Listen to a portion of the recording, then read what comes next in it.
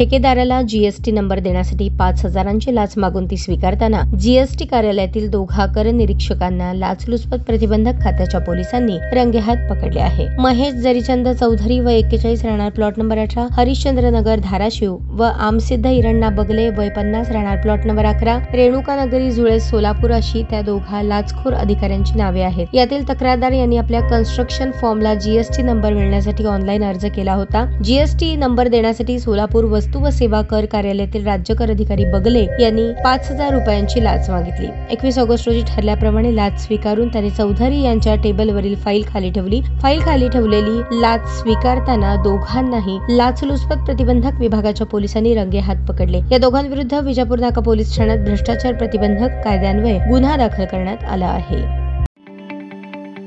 ताज्या बातम्या पाहण्यासाठी प्राईम महाराष्ट्र न्यूज चॅनलला सबस्क्राईब करा।